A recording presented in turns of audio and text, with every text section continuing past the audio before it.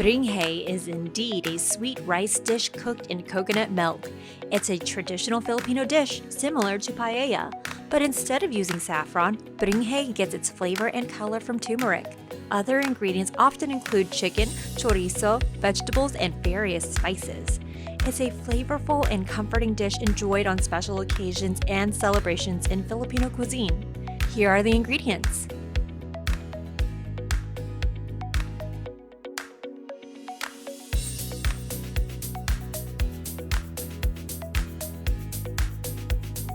Here are the instructions.